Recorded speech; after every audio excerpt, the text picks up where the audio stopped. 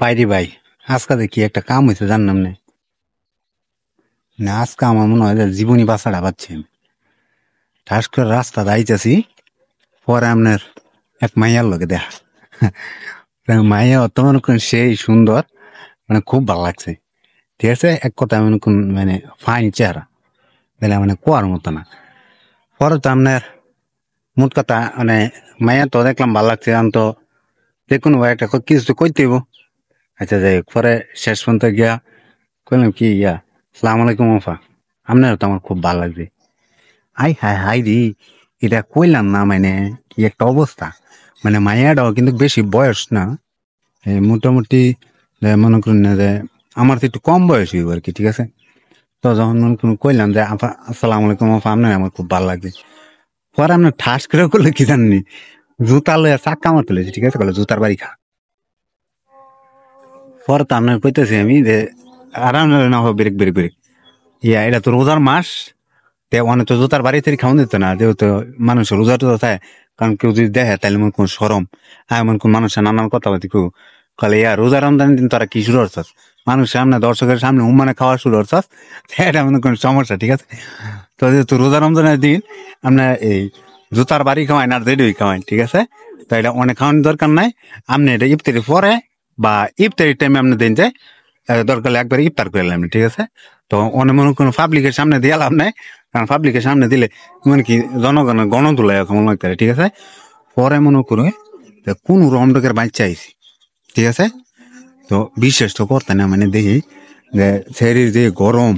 ঠিক আছে, তো আমার মনে হয় যে আফা না কইয়া যদি বান্ধবী কইতাম যে বা মনে কোনো কইতাম যে আমরা আমার খুব ভালো লাগছে, তাহলে হয়তো বা রাজি হইতো। ঠিক আছে, কিন্তু আমার সবচেয়ে বড় ভুল হয়েছে, আমি আফা কইয়া ফেসটা লাগাইছি। ঠিক আছে, তো পরে একটা দিন চিন্তা করে দেখলাম যে মাইয়াডারে আমি এত সুন্দর ভাবে কইলাম আপনি তো খুব সুন্দর, আপনার আমার খুব ভালো লাগছে, তেমন বা রাগ হইলো কিরে।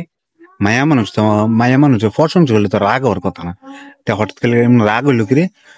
পরে আমি একটা জিনিস মনে মনে ভাইবে দেখলাম যে আসলে রাগ তো হওয়ারই কথা, কারণ এটা হচ্ছে মনে করেন আমার তো বয়সে ছোট, এত বড় না।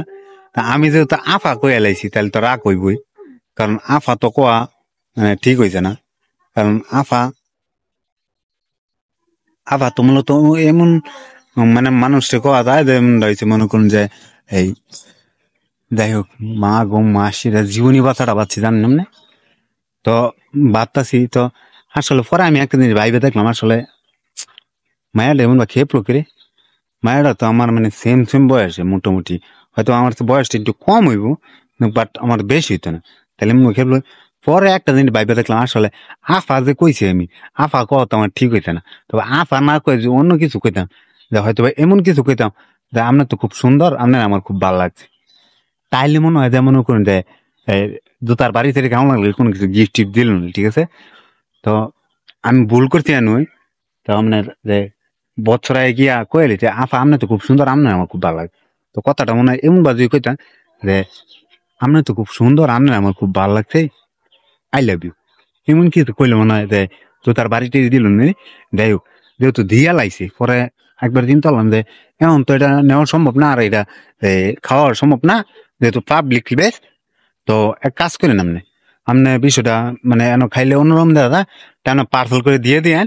ঠিক আছে, আমি হয়তো ইফতারির সময় খাইলে মনে, আর নয়তো ইফতারি পরে খাইলে এমনি এটা ঠিক আছে, তাও কোনো সমস্যা নেই। কিন্তু আপনি এটা মানে এই দর্শক মানে পাবলিক প্লেসে দিয়েন না, কারণ এটা মানে অন্যরকমই হয়ে যায়, কারণ যেহেতু এটা রমজান মাস।